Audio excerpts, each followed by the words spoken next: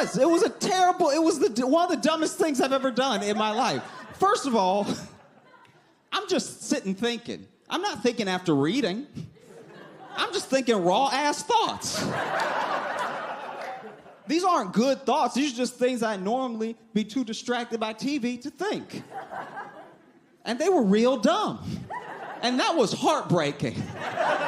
It was. I always thought if I just sat and thought, I'd come up with a theory or something. And I was just sitting there like, oh my God, all of these things are dumb. Am I dumb?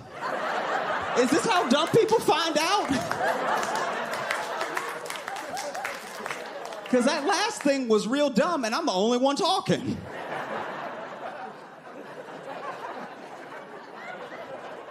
That's what happens when you sit with your thoughts. But I knew I had to take a break. I knew it because I got to the point where I wasn't sure if I knew who I was when there wasn't a screen in front of my face. You know?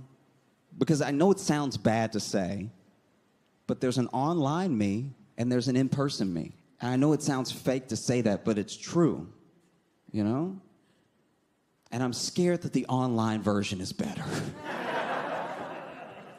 I am. Because online, I try to educate people, you know? I take up for people that I don't know. I fight for causes that I believe in.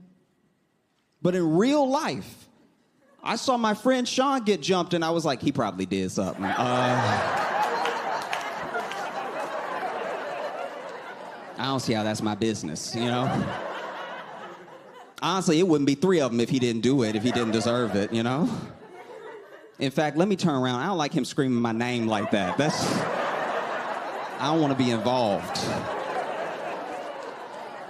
You know? Online, I try to educate people that I feel like are being ignorant. But you know what I don't do in real life? Read. Like, I don't know where I get off talking down to people. Because I got a keyboard in front of me. Online, I tell people I don't know to keep following their dream. Okay? I tell them that they can do it. I don't know if they can do it. I keep telling them that they can do it, okay? And in real life, I gave a street performer money to stop. I was online, and I saw this guy making fun of this kid for being too skinny because he posted a workout video, and there was this big dude making fun of him, right? And so I told him, hey, if you want to get your ass beat, come to this address. And in real life, I gave him my buddy Sean's address. You know what I mean? Like, how was I supposed to know he was going to be two other people? That's just unfair. Because I'm also relearning how to be in the world. You know, I was awkward before, but I'm insufferable now. I am almost a year out of practice from being weird. Like I go on walks, and I remember I left the house for this walk, right? And while I was on it, I bumped into a guy. And we bumped into each other hard because we both just weren't paying attention. And when I bumped into him, I immediately whipped around to apologize. But when I turned around, he was standing there, and a gun had fallen out of his waistband. And so I looked at the gun, and I looked at him. And he looked at the gun, and he looked at me. And here's the thing, I was raised in the South, right? So I was raised to be polite. I was raised to, you know, make people feel comfortable, be affable and everything. So out of pure instinct, I knelt down to pick up this man's gun.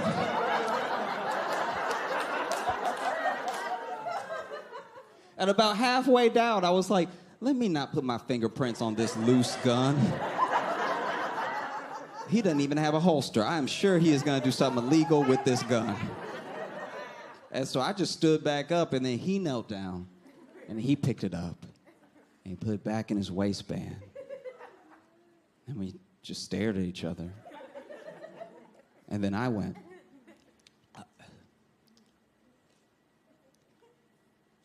evening.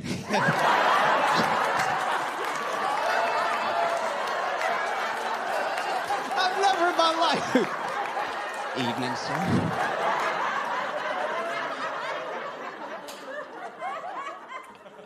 I don't know why, but I felt like if I skipped, he wouldn't shoot me. You know what I mean? Like, I'm a moving target.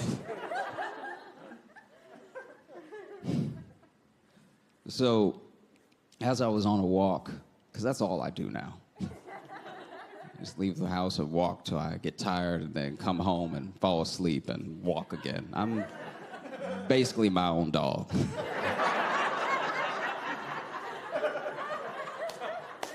Because during lockdown, what else could you do? You could only go for everything was closed. You know?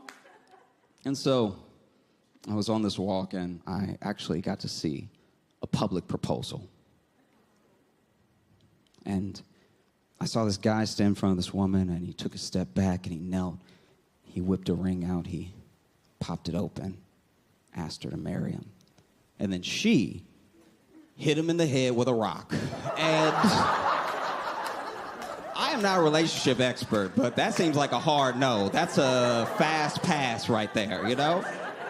And I don't know them. I don't know what's going on with them or anything, so I just had to insert something for myself. And if I'm being honest, last year, a lot of people moved in. And so I left, and I don't know how, but she got my number. I think she got out of my buddy's phone when he wasn't paying attention. And she has been sending me non-stop thirst traps, okay? But they're granny thirst traps, so it's just pictures of food that she cooked. But still, there is innuendo involved, you know? She sent me a picture of a cobbler and then texted me under it, I could break you off some if you want to come on through. I was like, I am going to throw my phone in the river. I hate this way more than I love my phone.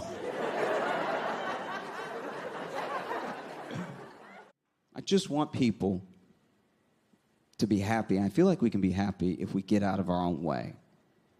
Like, I have friends who are trying to date in New York and stuff, and especially my female friends will talk to me about their troubles trying to date in, like, metropolitan city, trying to date in the age of the apps and everything. And I even had one friend, she came to me with this list, and it was the list of everything that she wanted in a guy, you know? And I told her, honestly, because I care about her, I need you to take that list and throw it in the trash, all right? Burn it if you have to, if that will help you forget the memory. I'll tell you right now, there's only 3 things. There's only 3 attributes that you could hope for in a guy that you're gonna make a partner. There's only 3. You need to pick 2, okay? You need to pick 2 of those 3. Whichever 2 you can live with. And move on, because you're not gonna get all 3. I hate it for you, but it's not gonna happen. I'll go over them right now. There's good dick, good person, got his shit together. You need to pick 2 of those 3.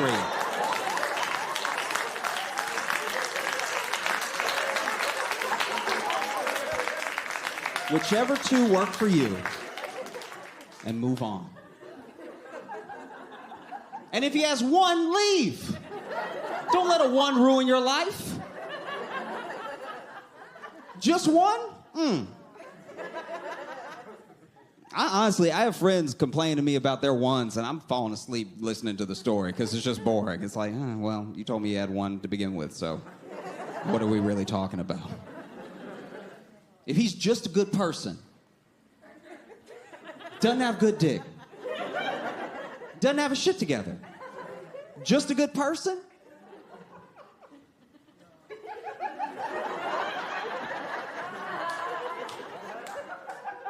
that's a friend. Like, that's...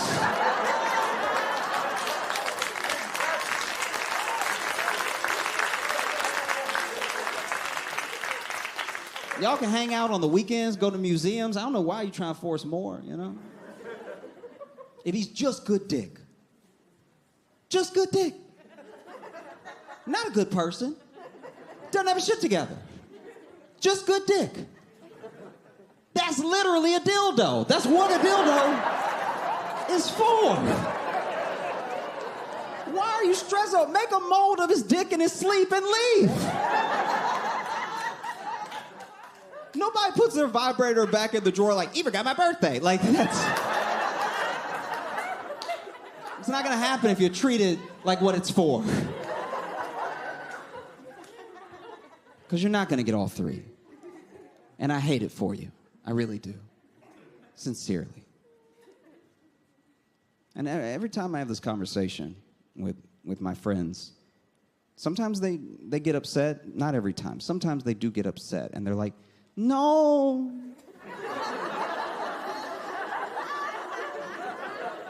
No, he has all three. No. No, he has all three. I know it. I feel it. I feel it here and here and here. No. He has all three. If you really think he has all three, he's gonna kill you. All right? That is a murderer putting on a facade, okay? I'm sure all 33 women thought Ted Bundy had all three, you know? And like, no, Ted, it's just nice, you know? It's just nice to meet a guy that, like, has his shit together as a lawyer and everything, and, like, knows his way around the bedroom, knows how to listen. Why are you looking at me like that? Oh, like, that's how it went every time. You know what? You want to know what bothers me? What really upsets me? What even scares me a little bit? I don't know which two I am.